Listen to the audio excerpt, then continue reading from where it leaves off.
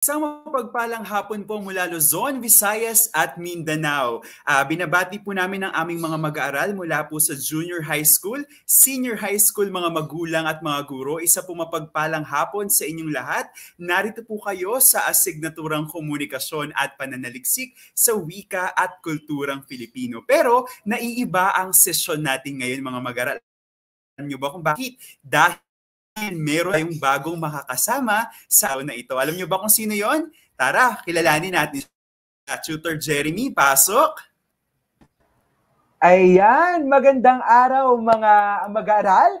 Ako ang inyong makakasama ngayon na si Tutor Jeremy. Ihanda na ang inyong isip at katawan para sa isang mabungang talakayan dito lang sa ating asignaturang komunikasyon at pananaliksik sa wika at kulturang Pilipino.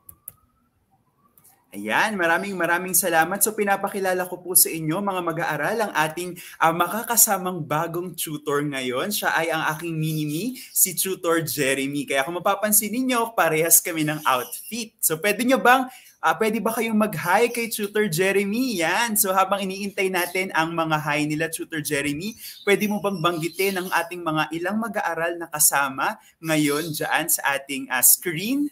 Kakita mo ba sila? Oo naman, Tutor Irvin, at maraming komento at aktibong nanonood ang ating mga mag-aaral. Ito, Tutor Irvin, ang sabi ni Jamaica Laurilia, magandang hapon po. Ganoon din ang pagbati ni John Kenneth Basa at ang pagbati naman ni Juliana May Ambay na magandang hapon po. Ayan, pati si Tutor Angel nanonood din sa atin ngayon, Tutor Irvin. Sabi niya, magandang hapon po, Tutor Irvin, watching po from CDO Caloocan City. Ayan. At ayan, hello din daw sa akin, sabi ni Tutor Angel. At marami pang mga pagbati tayong natatanggap dito sa ating comment section, Tutor Irvin. Ayan, syempre nakikita ko na karamihan sa mga nagko-komento dito. Syempre, babatiin ko ang aking mga mag-aaral na mula sa City of Bacoor National High School Salinas. Hello po sa aking mga mag-aaral na nandito na masipag na nagko-komento sa ating ngayon, Tutor Jeremy. Kaya naman alam ko at nakikita ko na talaga namang sabik na ang ating mga mag-aaral na matuto ngayong araw. Kaya naman, Tutor Jeremy, hindi na siguro nating papatagalin pa ang ating pagtatalakay no may kinalaman sa asignatura natin ngayon. Ano ba ang paksa natin ngayong araw? Okay, so ang paksa natin ngayong araw ay napapabilang sa ikalawang markahan Module 5 at ang pamagat nito ay pinamagatang Sitwasyong Pangwika sa Panahon ng Modernisasyon. Yan. Kitang-kita natin na napapanahon ng ating paksa, no, Tutor Jeremy, sapagkat sa panahon natin ngayon ay kitang-kita kung paano ba nagkakaroon ng modernisasyon hindi lamang sa usapin ng pagbabago maging sa usaping pangwika. Kaya naman, Tutor Jeremy, para simulan na natin ang ating diskusyon, no? Ano ba ang mga kasanayang pampagkatuto na ating aaralin ngayong araw at ano ba ang mga tiyak na layunin? Maari mo bang ihatid ito sa kanila? Oo naman, Tutor Irvin. At para sa ating pagtalakay sa paksang sitwasyong pangwika sa panahon ng modernisasyon, inaasahang matatamo natin ang focus na kasanayang pampagkatuto sa araw na ito. At walang iba kundi ang nakasusulat ng mga tekstong nagpapakita ng mga kalagayang pangwika sa kulturang Pilipino. Samantala, narito naman ang ating mga tiyak na layunin. Sige, para sa unang tiyak na layunin natin mga mag-aaral, na iisa-isa ang iba't ibang tekstong nagpapakita ng kalagayang pangwika sa kulturang Pilipino. Ikalawa, nagagamit ang mga tekstong nagpapakita ng mga kalagayang pangwika sa kulturang Pilipino. At panghuli, nakasusulat ng isang teksto na nagpapakita ng kalagayang pangwika sa kulturang Filipino. Sige nga mga mag-aaral, i-type nga ninyo ang numerong 1 kung nakasusunod pa sa ating layunin.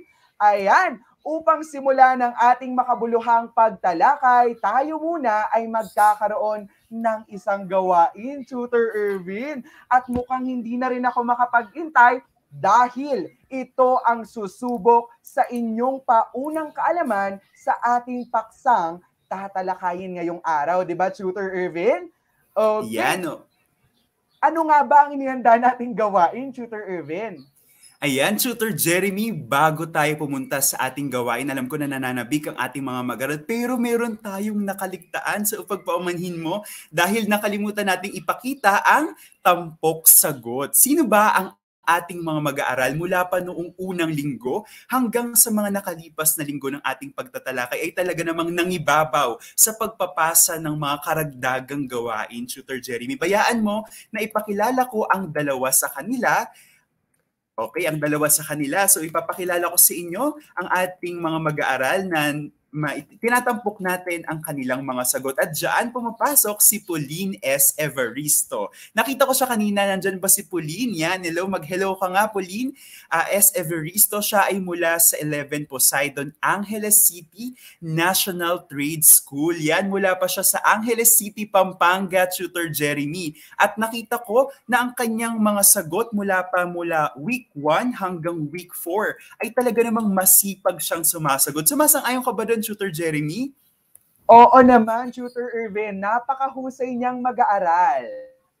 Ayan, makikita rin sa kanyang mga sagot no, hindi lamang niya basta ginagawa ito para maging requirement, no, dagdag na gawain sa kanya, kundi makikita rin, Tutor Jeremy, na talagang pinag-iisipan at nilalagyan niya ito ng malikhaing mga ideya para nang sa gayon ay mas mapakita niya yung kanyang creativity at kitang-kita yon sa kanyang gawa. Kaya naman, mga mag-aaral, binabati ko ang ating tampok sagot ngayon na si Pauline Evaristo. Ayan, at syempre, Tutor Jeremy, hindi lang siya nag-iisa. Siya din ay nagmula sa parehas na paaralan. Tignan natin kung sino naman itong isa pa. Siya naman si Althea Vacaro, mula din sa Angeles City National Trade School, Angeles City, Pampanga. Yan, hello sa inyo. Maraming salamat sa mahusay na pagsagot sa ating karagdagang gawain. Ayan, nagpapakita na si Pauline. Hello, Pauline. Hello kay Pauline. Yan, binabati ka namin, anak, sa iyong mahusay na pagsagot sa ating karagdagang gawain. At ganoon din si Althea Vacaro. Yan, maraming pong salamat sa inyo pong mahuhusay na mga sagot. Okay? Kaya naman sa ating pinakagagawin ngayong araw, Tutor Jeremy, alam ko na nananabik na ang ating mga mag-aaral sa paumanhin dahil nagkaroon lamang tayo ng ilang pagkalimot, no, para sa ating tampok sagot, pero ipagpapatuloy natin ang gawain. Meron akong inihanda na gawain sa inyo mga mag-aaral. Ito ay pinamagatang kahulaman. Ano nga ba ang pinakagagawin natin sa kahulaman? So mula dyan sa mismong title, makikita natin na meron ditong konsepto ng mga kahon. Okay? So alamin natin ito. Ano ba ang gagawin natin? So basahin muna natin ang ating unang panuto. Basahin at unawaing mabuti ang mga pahayag. Piliin ang bilang ng kahon na naglalaman ng tamang sagot. Okay? So simple lamang ang kailangan ninyong gawin, mga mag-aaral. Ilalagay ninyo kung ano bang kahon ang tamang sagot. Ito ba ay nasa kahon una, pangalawa, pangatlo, at pang-apat. Okay? Huwag kakalimutan, ilalagay po ang salitang kahon, tapos yung numero. Okay? Kung ano sa tingin nyo yung tamang sagot, doon natin ibabatay kung kayo ba ay nakikinig para sa ating panuto. Okay, yan. So wag na nating patagalin pa para sa ating unang katanungan. Sa pagsulpot ng iba't ibang variety ng wika, matutukoy na ang wika ay patlang. Yan. Ito ba ay nasa kahon bilang una, bunga ng makabagong henerasyon? Ito ba ay nasa kahon bilang pangalawa or number 2, mahalaga sa pangkalahatan? At ito ba ay nasa kahon bilang pangatlo, na pag-iiwanan ng panahon? At ang panghuling kahon, patuloy na umuunlad. Ang inyong 10 segundo, mga mag-aaral, ay magsisimula na ngayon. Okay, so pag-isipan mabuti, saan ba napapabilang ang pagsulpot ng variety ng wika? Ayan. So Tutor Jeremy, natapos na ang kanilang 10 segundo. Meron ka na ba nakitang mga mag-aaral na sumasagot dyan? Ayan, meron na nga, Tutor Irvin. At ang kadalasang nakikita kong sagot dito, ayan, mayroon tayong sagot mula kay Pauline Evaristo, kahon, ika-4 daw. Ayan, ganoon din ang kanyang sagot ni Noveto Lincuna na ang kahong pang-4 daw ang kanyang sagot. Ganoon din ang sagot ni Jamaica Gunabo, Jamaica Laurilia, At kahon number 2 naman daw, Tutor Irvin, kay Angel. At kay John Basa naman ay kahon number 1, ngunit nag-iba rin ang kanyang sagot. At ito ay ang kahon ika-4. Tingnan nga natin, Tutor Irvin, kung tama ang kanilang mga sagot. Ayan, mahusay mga mag-aaral. Nakikita ko na talagang aktibo ang ating mga mag-aaral sa pagkukomento. So binabati ko na kayo, paunang pagbati sa inyo. Ano nga ba ang tamang sagot? Siyempre ito ay napapabilang sa kahon bilang 4. Patuloy na umuunlad. Makikita natin na dahil ang wika ay buhay, nagkakaroon ito ng dynamico or ibig sabihin nagbabago. At pag nagbabago, ibig sabihin ay merong nangyayaring pag-unlad. Okay, maraming salamat sa inyong mga sagot. Tutor Jeremy, para sa ating pangalawang bilang, handa ka na ba? Handang-handa na, Tutor Irvin. Ayan, para naman sa ikalawa nating tanong mga anak, sa pamagat na kalagayang pangwika sa panahon ng modernisasyon, mahihinuha natin na ang nilalaman nito ay, ano kaya mga mag-aaral? Ito ba yung unang kahon, ang pagbibigay ng impormasyon sa teknolohiya, o ang ikalawang kahon na ang sinasabi ay pagkakaiba ng teknolohiya sa panahon ngayon, o ang ikatlo na nagsasabing paglalarawan sa teknolohiya, o pang-apat na pagsabay sa pag-unlad ng teknolohiya? Ano kaya ang tamang sagot? Bibigyan muli namin kayo ng 10 segundo upang sumagot sa tanong na ito. Ayan, sige. Sagutin na ninyo mga mag-aaral kung ano ang kalagayang pangwika sa panahon ng modernisasyon. At upang basahin ang inyong mga sagot, pasok nga, Tutor Irvin. Ayan, so nakikita ko na sa aking dito sa ating comment section na umuulan ng kahon bilang 4. Ito daw ay ang sagot ni Noveto Lincuna bilang 4, ni Juliana May Amboy bilang 4, ang aking mag-aaral na si Jamaica kahon bilang 4 din ang kanyang sagot, pati si Jeannie Rose, si Jamaica rin, ang kanyang sagot ay kahon bilang 4. At maging si Pauline Evaristo, ang kanyang sagot ay bilang 4. Ano kaya, Tutor Jeremy, ang tamang sagot? Ayan, ang tamang sagot ay walang iba kundi ang unang kahon, ang pagbibigay impormasyon sa teknolohiya. Pagbati sa mga mag-aaral na nakakuha ng tamang sagot. Bakit nga ba, mga mag-aaral? Dahil kung titingnan natin ang salitang modernisasyon, ito ay ikinokonekta o inilalapit sa salitang teknolohiya. Dahil ano ba ang nakikita natin mga mag-aaral sa kasalukuyan?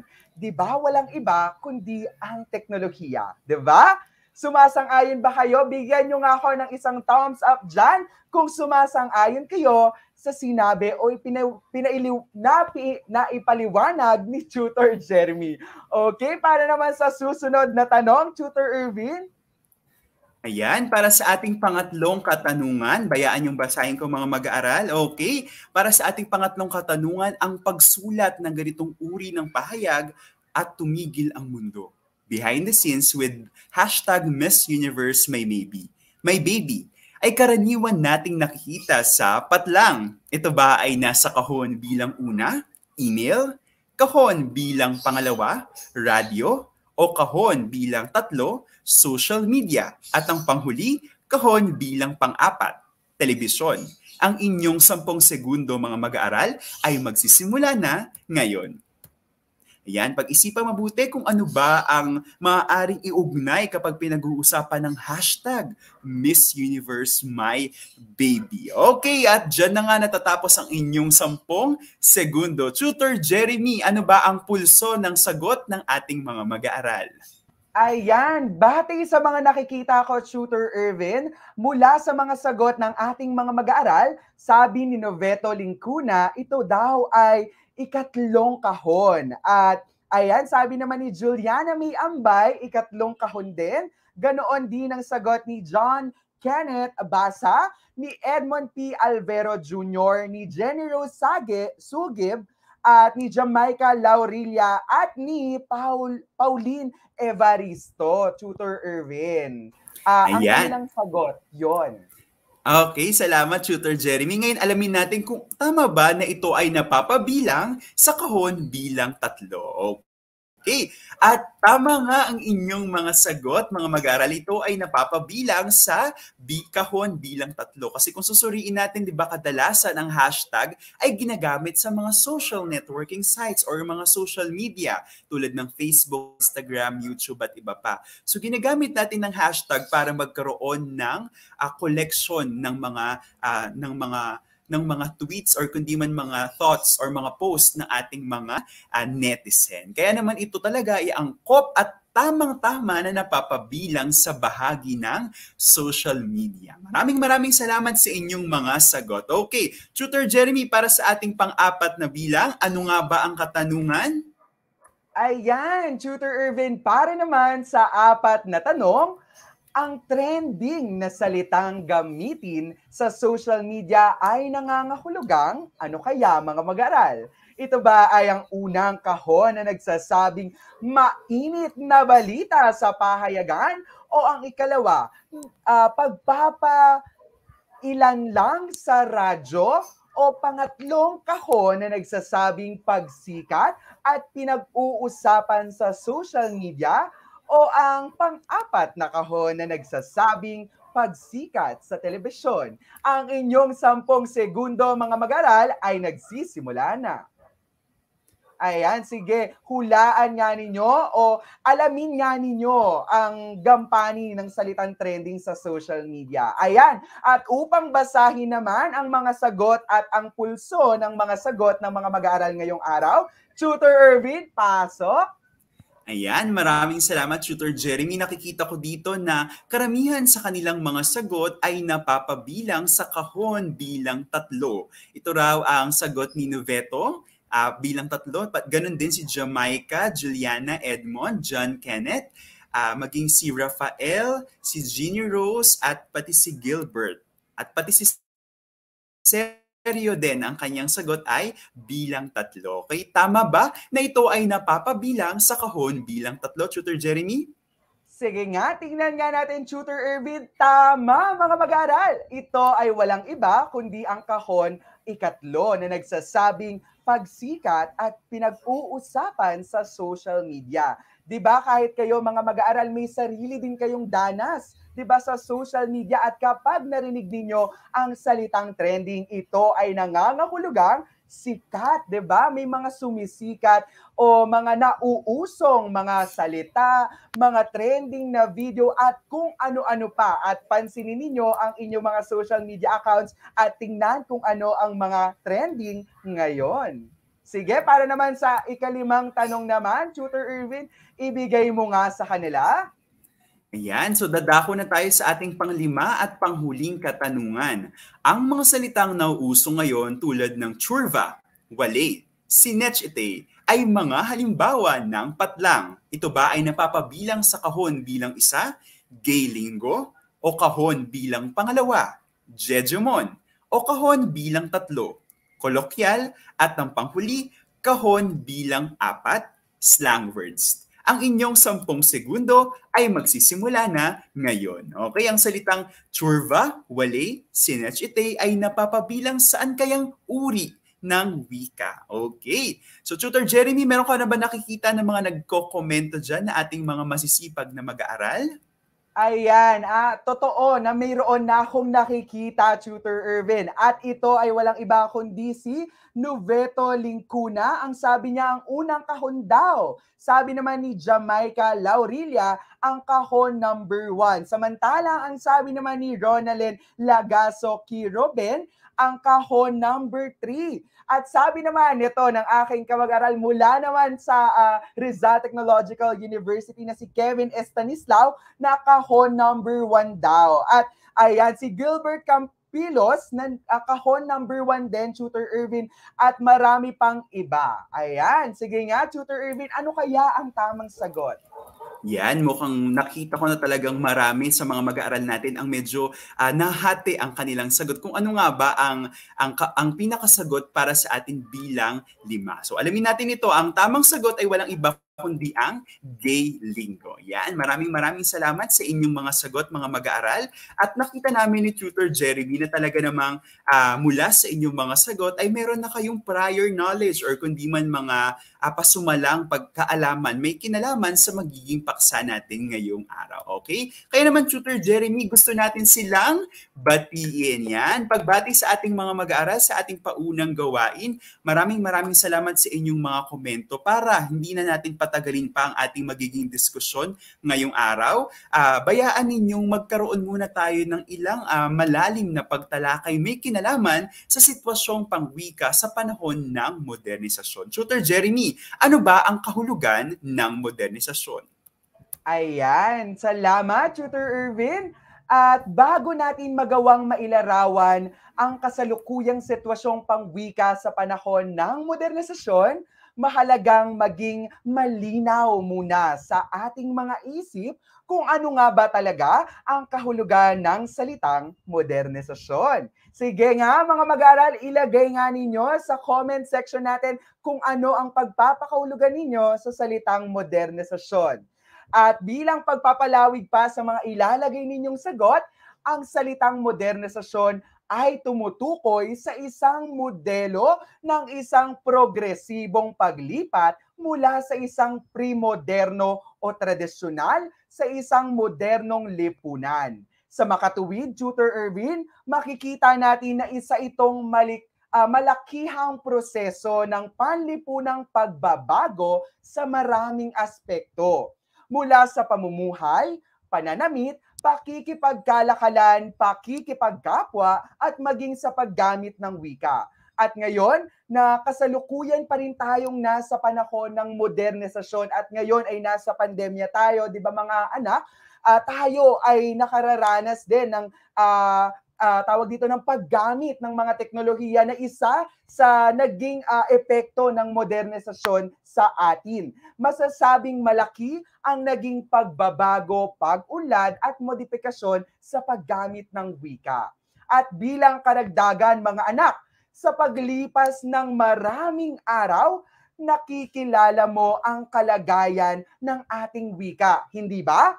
Dahil sa iba't ibang sitwasyon, may mga sektor na nananatili ang pagkapuro ng ating wika.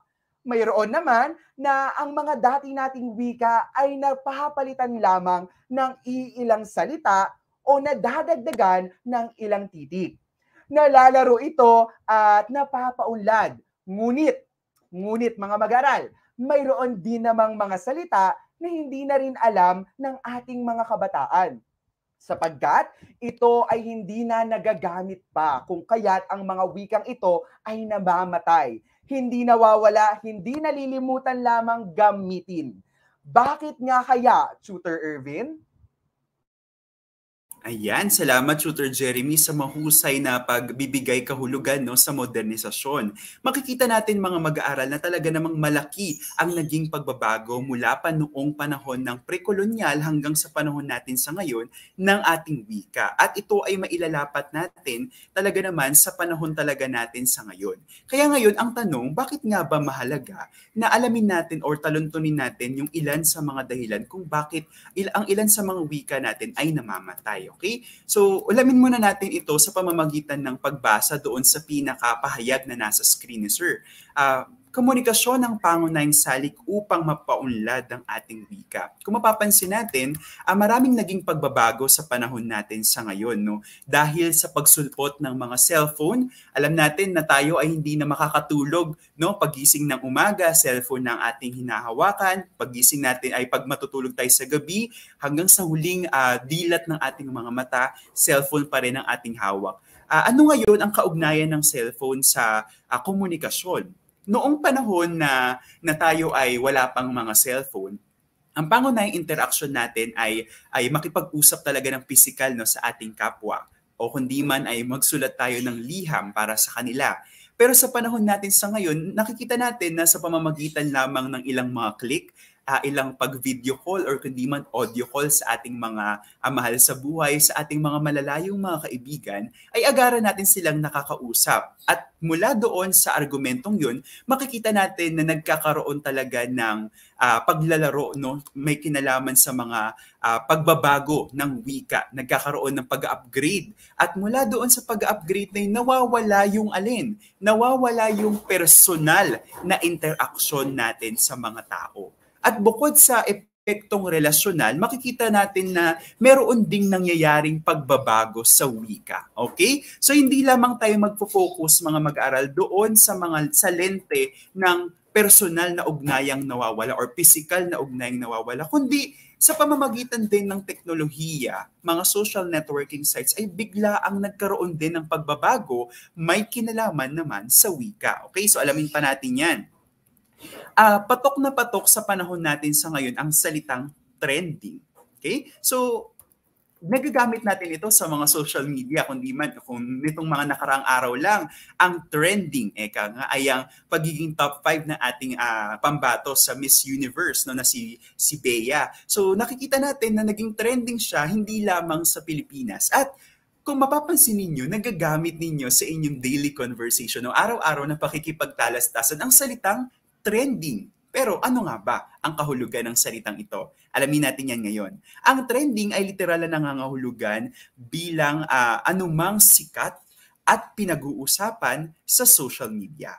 Okay, so kung mapapansin natin, si Bea ay naging sikat sa social media sapagkat siya ang naging pambato ng Pilipinas. At hindi lamang isang grupo ng tao at hindi lamang sa Luzon pinag-uusapan si Bea, kundi maging sa Luzon, Visayas at Mindanao at baka nga pati sa iba pang panig ng mundo. Kaya siya naging trending. Ibig sabihin, popular si Bea sa mga social media tulad ng Facebook, Twitter, Instagram, at iba pa. Okay, naging sikat si Bea sa bahaging iyon. Ngayon, ano ang kaugnayan ng salitang ito sa wika? Makikita natin na dahil napakabilis na kumakalat ay naakala mo ay epidemya, nagkakaroon din ng patuloy na pagbabalita or kundi man ay patuluyang pagbabago o mabilis na pagbabago sa usapin ng paggamit natin ng wika. Okay? Dahil siguro kumakalat ito ng mabilisan sa isang click lamang sa salitang post, no, nakikita natin na nag-spread or kundi man ay kumakalat ito ng mabilisan na hindi na kailangan pa ng sobrang daming effort para ito ay kumalat. Sa isang click lamang, mabilisan itong kakalat sa buong Pilipinas. Okay, kaya naman nagiging mabilis, no, ang pagkalat or kundi man ay ang pagiging sikat ng isang tao at siya ay itinuturing na trending. Okay? Ngayon, mula sa salitang iyon, alamin natin ngayon kung ano naman ang ilan pang mga paksa or mga konsepto na dapat nating talakayin may kinalaman sa modernisasyon ng wika. Tutor Jeremy, meron ka pa bang gusto idagdag? Oo naman, Tutor Irvin. At para bigyan pa ng dagdag kaalaman ng ating mga mag-aaral, narito ang isang halimbawa ng mga wika o salitang nauuso ngayon sa modernisasyon. At walang iba, kundi ang nakikita ninyo sa screen, ano ba? Ang gay lingo o tinatawag ding mga sword speak na kung saan ang ilan sa mga halimbawa nito ay ang charis na gustong-gusto ninyong pakinggan sa TikTok, ang eklabu, chenes, wit, diba? Keme, baklus, imbierna, pagoda at marami pang iba. At nakikita natin na talagang buhay na buhay ang wikang Pilipino sa pamamagitan ng mga ganitong klaseng wika. At mapapansin din natin mga mag-aaral na hindi lamang ang mga bakla o ang mga kapatid natin mula sa LGBTQA I+ ang gumagamit nito dahil mapababae, mapalalaki, bata o matanda, nakatapos ng pag-aaral o hindi, ay ginagamit nila ang wikang ito. Diba? May isang pagkakataon pa nga mag-aaral na kahit sa loob ng Senado ay nagkaroon ng gay lingo war. Diba? Alam nyo ba yon? Sige nga, comment nyo nga. Opo sir, alam ko po yon. Dahil sa pagitan ni na Presidential Spokesman Edwin Lasierda at tagapagsalita nito ni Vice President Jejomar Binay na si Joey Salgado, na hindi umano naging magandang ehemplo sa kabataan. Kung kaya't makikita natin na kahit saang larang paman ay nagagamit ang halimbawang ito. At napapatunayan lamang na ito ay hindi nananatili sa isang grupo ang salita at ito ay tinatangkilik. Mapaprofessional man o hindi, kahit saan mang sektor ng lipunan, nagagamit po ang gay lingo. Tama ba, Tutor Irvin? Yan, tamang-tama ka dyan, Tutor Jeremy. At nakikita ko nga na talagang hindi lamang nakukulong ito no, sa isang propesyon. At nakikita natin na talagang laganap ito, ibig sabihin binabasag nito yung barrier sa pagitan ng paglalagay ng labels sa ating wika, no, Tutor Jeremy. Pero bago tayo humantong pa sa iba pang mga gawain natin, Tutor Jeremy, mukhang marami tayong dapat batiin sa ating comment section nakikita ko na talagang aktibong-aktibo sila at na sumusuporta sa'yo. Nakikita ko dito si Ace Pasino, sinabi niya, "Go Sir Jeremy." Maging si Alexa Jewel Clitter, sinasabi niya rin na, "Go Sir Jeremy." Ganon din si Mika Andrea at syempre pati si Sir Gilbert. Ayan, so hello po sa inyo, Tutor Gilbert. Nagpapa-shoutout siya sa atin, Tutor Jeremy. Pwede mo ba siyang i-shoutout? Ayan, shoutout sa'yo, Gilbert Hayosa. Ayan, shoutout sa'yo from Makati, anak.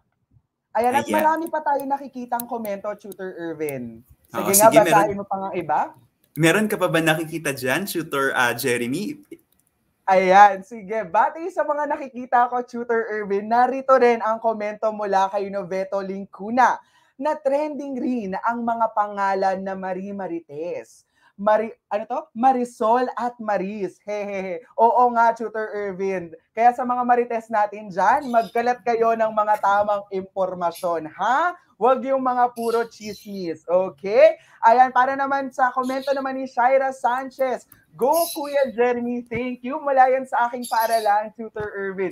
At nakatataba ng puso dahil sila ay sumusuporta sa akin ngayon. Parang feeling ko artista ako ngayon, Tutor Irvin. At may komento naman mula kay Winnie Rose Armati, "Go Kuya Je." Ayan, at pati ang aking mga kapamilyang nasa Caloocan ngayon, Tutor Irvin, nanonood sila ngayon. Ayan, si Kuya Nico Tokilar, ayan, nanonood siya at pa-shoutout din. Ayan, sige nga, Tutor Irvin, i-shoutout mo ang aking kapamilya. Ayan, so hello sa ating mga viewers ngayong hapon. Maraming salamat po sa patuloy na pagsuporta. At syempre, bago kayo umalis, no, magkakaroon muna tayo ng ilang mga huli pang mga gawain. Okay? So ngayon, nakikita natin na talaga namang mula doon sa tinalakay ni Tutor Jeremy na ilang mga konsepto may kinalaman sa gay linggo, mapapatunayan natin talaga na ang social media or mass media rin ay maaaring konektado talaga sa ating wika. Okay? Kasi 'di ba, syempre, ito ang pangunahing tulay para magkaroon ng komunikasyon or kundi man ay ugnayan ang dalawang tao. Kaya mahalaga ang parehas na ginagampanan ng social media at maging ng wika. Kaya naman, paalaala ito sa atin mga mag-aaral na senior high school students. Kapag tayo ay magtitipa ng ating mga posts sa ating mga social networking sites, sa ating mga social media, palagi nating iisipin na ito ay maaaring makaapekto sa mga taong makakabasa nito. Kaya naman, kapag tayo ay magpo-post, sikapin natin na huwag ipalaganap ang mga fake news. Iwasan din natin yung mga pagkakalat ng mga chismis na wala namang kapapatunguhan or wala namang kapupuntahan. Ano yung dapat nating ibahagi sa ating mga Facebook friends? Dapat nating ibahagi yung mga positibo at mga napapanahong kaalaman, no, na hindi lamang puro tungkol sa fake news o hindi lamang tungkol sa mga negatibong nangyayari sa ating lipunan. Okay? Kaya nakikita ko na talaga namang mukhang handang-handa na kayo para sa ating susunod na gawain. Kaya naman, Tutor Jeremy, ano ba ang pinakagagawin ng ating mga mag-aaral ngayong hapon para sa bahagi ng tayain? Ayan, at para tayahin naman ang kaalaman ng mga mag-aaral mula sa ating paksang aralin na may kinalaman dito sa modernisasyon at sa wika sa social media, tatawagin natin itong sa pula, sa puti. Hindi tayo magsasalubong kundi magsusuri ng ilang mga pangungusap. Basahin at unawaing mabuti ang mga pahayag. Piliin ang kung nasa pula o nasa puti at kung ito ay tamang sagot. Sige nga. Ayan, ayan. Sige, atin ang simulan siguro, Tutor Irvin. Ayan, para sa unang tanong, ayan, Tutor Irvin, basahin mo nga. Ayan, salamat Tutor Jeremy sa pagbasa sa ating panuto. No, mga mag-aaral, pakikomento nga ang salitang handa na po para makita namin ni Tutor Jeremy kung kayo ba ay talagang handa na para sa ating unang gawa, ay para sa ating panghuling gawain. Okay? Sige nga, habang iniintay natin ang kanilang komento, Tutor Jeremy, bayaan mong basahin ko ang ating unang tanong. Okay? Para sa ating unang tanong, ito ang naging epekto ng pagsulpot ng makabagong teknolohiya tulad ng mga gadgets sa mga mamamayan. Para sa pula, nawala ang personal na interaksyon ng mga tao. Para naman sa puti, marami ang natutong maglaro sa online. Okay? Ang inyong 10 segundo, mga mag-aaral, ay magsisimula na ngayon. Okay? Pag-isipan nga mabuti, ano ba ang talagang naging epekto ng pagsulpot ng makabagong teknolohiya tulad ng gadget. Okay, at dyan na nga natatapos ang inyong 10 segundo. Tutor Jeremy, meron ka na ba nakikita na sumagot sa ating mga mag-aaral? Ayan, mayroon na, Tutor Irvin. At bago yon, bago ko sabihin ang kanilang sagot, sabi ni na Jamaica, Jenny Rose at Angel na handang-handa na raw sila na tumutugon sa iyong tanong kanina. At upang banggitin ang sagot ng mga mag-aaral natin sa ngayon, Tutor Irvin, sabi ni Veto Lincuna, sa pula. Sabi naman ni Jenny Rose Sukib ay sa pula, ni John Kenneth Basa sa pula, ni Jamaica Laurilia sa pula, ni Jenny Rose Sukib sa pula po. At sabi naman ni Shaira Sanchez pula dahil ang dami niyang Ayan, sige Tutor Irvin, tingnan nga natin ang tamang sagot. Ayan, mukhang talaga namang umuulan ng salitang pula sa ating comment section, no? Ang tamang sagot ay tama kayo, ito ay napapabilang sa bahagi ng pula na wala ang personal na interaksyon ng tao. At totoo naman yun, di ba, Tutor Jeremy, kagaya na nabanggit ko nga sa inyo kanina, bagaman merong interaksyon, pero syempre mas babad tayo no, sa virtual na mundo, lalo na sa panahon ng pandemya. Makikita natin na ang ginagamit natin katulad ngayon sa pagbibigay ng kaalaman ay nasa virtual space pa rin tayo or nasa virtual world pa rin talaga tayo. At talagang nawala ang physical o personal na interaksyon ng mga tao dahil sa pagsulpot ng mga gadget. Okay? Maraming salamat sa inyong mga sagot, mga mag-aaral. Tayo ngayon ay tutungo na para sa bilang pangalawa. Tutor Jeremy, ano ba ang katanungan mo dyan? Ayan, para naman sa ikalawang tanong, Tutor Irvin, ito ang naging impluwensya ng social media sa wikang Filipino. Ayan, mga mag-aaral, nakuha ba ang tanong? Para sa inyong pagpipilian, ito ba ay sa pula na nagsasabing napababaw ang kahulugan nito? At para naman sa puti, naging informal ang paggamit ng wika. Ano kaya ang tamang sagot? Magsisimula na ang inyong 10 segundo. Ayan, sige nga. Sagutin nga ninyo kung saan ba ang tamang sagot para sa tanong na ito. Ayan. Sige, ayan. Dito na nagtatapos ang ating 10 segundo. Okay, sige, Tutor Irvin, basahin mo nga ang sagot ng ating mga mag-aaral. Ayan, so mukhang talagang pinag-iisipan pa ng ating mga mag-aaral ang kanilang sagot. Pero ito na nga, kitang-kita ko na nauna si Noveto Lincuna. Ang kanyang sagot, Tutor Jeremy, ay walang iba kundi ang kulay na puti. Ganon din si Mika Andrea Munsalud, maging si Angel Kate, Sampilo Jamaica, Jenny Rose, Winnie at maging si Arlu. Ang kanilang sagot, Tutor Jeremy, ay walang iba kundi ang kulay puti. Tama ba ang kanilang sagot, Tutor Jeremy? Sige nga, tingnan natin, Tutor Irvin. Ano kaya ang lilitaw sa ating screen? Ayan, ito ay walang iba kundi ang sa puti. Mahusay, mga mag-aaral. Bigyan ninyo ng virtual na palakpak ang mga nakakuha ng tamang sagot. Ito ay naging informal ang paggamit ng wika. Bakit nga ba? 'Di ba nakita natin mga mag-aaral na sa ating tinalakay ay may isang halimbawa ng wika sa social media at ito ay Gaylinggo. 'Di ba nakikita natin na ang paggamit nito ay nasa informal na paraan. At isang halimbawa pa nito ay ang konsepto ng pagiging Jejemon sa social media. 'Di ba mga mag-aaral? Comment nyo nga kung sino-sino ang mga naging Jejemon dyan noon. Ayan, sige, mamaya babasahin namin yan ni Tutor Erwin. At ang ilang mga halimbawang iyon ay nagpapatunay na ang wikang Filipino sa social media ay nagiging informal. Ayan. At ayan, mahusay mga mag-aaral. At para naman sa ikatlong tanong, Tutor Erwin, pasok. Ayan, salamat po sa inyo, sa inyong mga komento. Para sa ating pangatlong katanungan, narito na siya. Okay, para sa ating bilang pangatlo, ang wika ay sinasabing nagbabago. Ito ay dulot ng pag-usbong ng mga salitang ginagamit sa social media sa kasalukuyan. Pinatunayan lamang na, para sa pula, malikhain ang mga Pilipino na paglikha ng mga salita or sa paglikha ng mga salita. Para sa puti, nakabubuo, subalit hindi sila nakauunawak. Okay? So pag-isipan mabuti ang inyong sagot, ang inyong 10 segundo ay magsisimula na ngayon. Yan, pag-isipan mabuti ano ba ang pinaka naging reason or dahilan ng pagbabago at ano ang pinapatunayan nito? At dyan na nga natatapos ang inyong 10 segundo. Tutor Jeremy, mula sa ating mga viewers, live viewers dyan, ano ang naging sagot nila?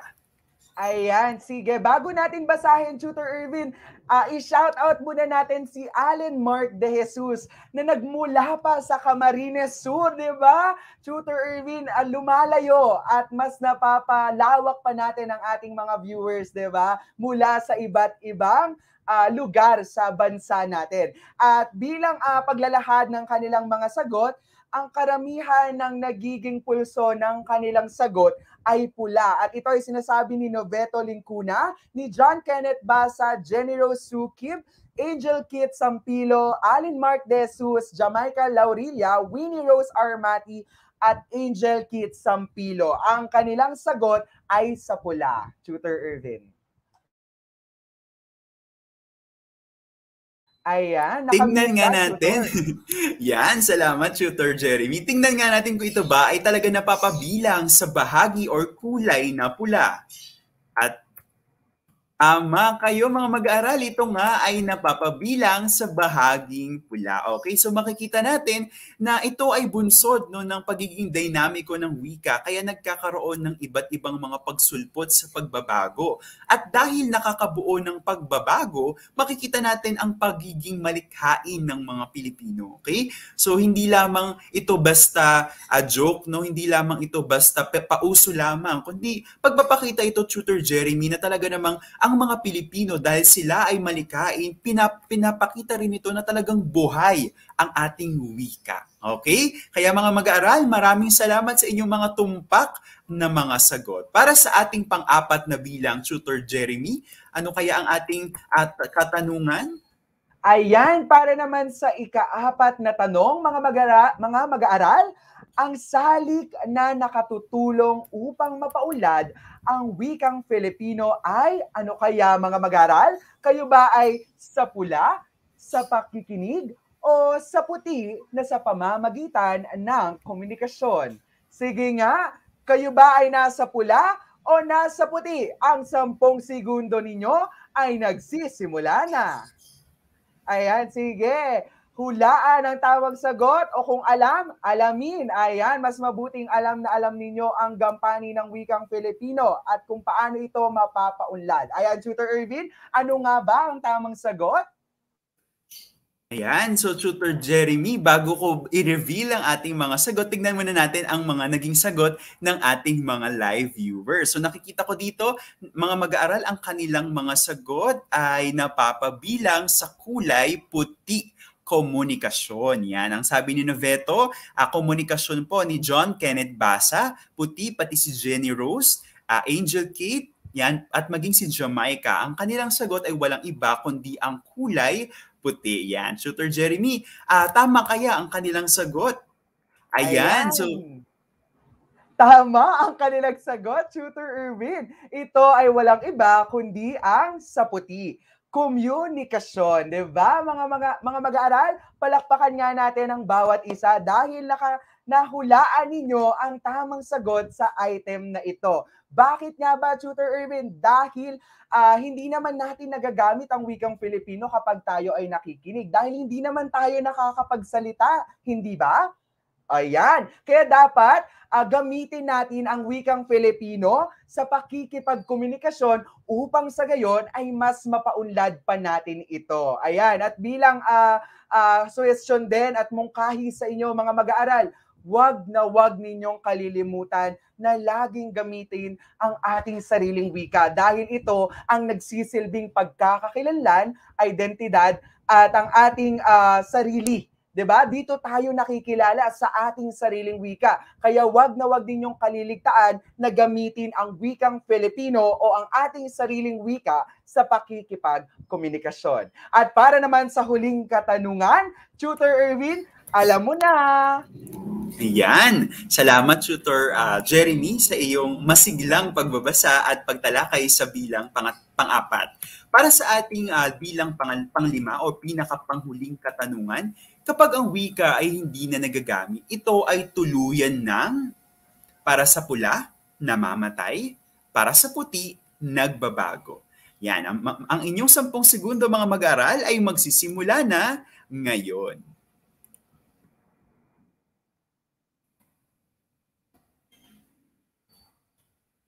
Yan. So pag-isipan mabuti, ano ba ang nangyayari sa wika kapag ito ay hindi nagagamit? Yan. At dyan na nga natatapos ang inyong 10 segundo. Tutor Jeremy, ano ba ang kasagutan nila na nakikita mo sa ating screen? Ayan, Tutor Irwin, ang ilan sa mga sagot na nakikita ko sa ating screen ay galing kay Noveto Lingkuna na namamatay daw. Sabi naman ni Jenny Rose Sukib, sa pula. Sabi rin naman ni Gilbert S. Campilos, sa pula din daw, sir. At sabi naman ni Jamaica Laurilia, sa pula. Ni John Kenneth Ba, sa pula. Allen Mark De Jesus, pula. At sabi pa ni Noveto Lingkuna, isa sa rason kung bakit namamatay ang wika dahil hindi nagagamit. O, di ba, Tutor Irwin, gusto mo yon? Gusto ko yon. Nagpaliwanag siya at mukhang talagang interesado siya dito sa ating talakayan. At sabi naman ni Allen Mark De Jesus, sa pula daw, at ni Angel Kit Sampilo, sa pula. Tama kaya ang kanilang sagot, Tutor Irwin? Nakamute ka, Tutor Irwin. Oo, muling nakamute, no? Ayan, tingnan natin kung tama ba ang sagot ng ating mga mag-aaral. At syempre, ito ay napapabilang walang iba kundi sa bahagi ng pula. So tama si Noveto, nakita natin na talaga naman kapag hindi nagagamit ang wika katulad ng kultura, ay ito ay mamamatay, okay? At pag halimbawa ba namatay ang isang wika, posible pa ba ito mabuhay? Hindi ko alam kung ano ang posibleng maging sagot sa bahaging iyan, pero ay may mga ilang mga linguistiko na kung saan pinag-aaralan talaga mabuti ang wika para ito'y mapreserba. Kaya mga mag-aaral, ito ay hamon sa atin, no? Bilang mga tayo ay napapabilang sa henerasyong ito, dapat nating pangalagaan ang ating mga wika at lalo tigit yung mga wikang regional sapagkat ito yung mga kailangan ng mga taong na nagsisikap na mag-aral para nang sa gayon ay mapreserba ang kanilang wika at hindi tuluyang mamatay. Yan, maraming salamat sa inyong mahuhusay na mga sagot. At syempre, Tutor Jeremy, dahil tayo ay natapos na para sa ating 5 katanungan, gusto natin silang batiin ng pagbati sa inyong mga mahuhusay na mga sagot. Okay? Tutor Jeremy, nakita natin ng ating mga mag-aral mula sa umpisa nating gawain, pagtatalakay, hanggang sa ating huling gawain ay talaga namang naging aktibo sila. Magiging aktibo kaya sila sa bahaging ito para sa ating karagdagang gawain? Tutor Jeremy, ano ba ang dapat nilang gawin? Ayan, para sa kanilang karagdagang gawain, Tutor Irwin, narito ang panuto. Sumulat ng sanaysay batay sa iyong karanasan. Ayan, yung mga maraming karanasan dyan, mga mag-aaral, alam kong taglay ninyo iyon at sasagutin ninyo ang tanong na ito. paano naimpluwensyahan ng social media at ng mass media ang paggamit mo ng sariling wika? Ayan, sige, sasagutin nyo yan, ang tanong na iyan mga mag-aaral. Dapat bumuo kayo ng ng sariling pamagat na magiging malikhain dahil alam namin ni Tutor Ervin na ang mga mag-aaral natin sa ngayon ay mga malikhain, di ba?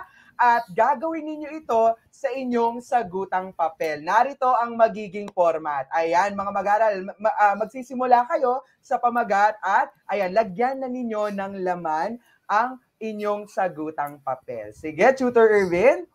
Ayan, so katulad nila Pauline, Evaristo at maging si Althea, kung mapapansin ninyo, ipinaskill namin ang kanilang mga gawa sa ating screen nitong mga nakaraang mga minuto. So sa mga susunod na pagtatalakay natin, asahan ninyo na kung kayo ay magpapasa, ay ipapaskill o itatampok din namin ang inyong mga naging sagot. Maraming salamat mga mag-aaral sa inyong pakikinig. Kasama si Tutor Jeremy, binabati namin kayo. Maraming salamat po sa pakikinig at pagbabahagi ng inyong mga kaalaman o partisipasyon sa ating talakayan ngayong araw. Kaya naman, kami ay nagbibigay at nagsasabi sa inyo ng isang mapagpala at maraming salamat sa inyong pakikinig. Sapagkat natapos ang ating sesyon, no, kitang-kita natin ito ng punong-puno ng kaalaman at karanasan.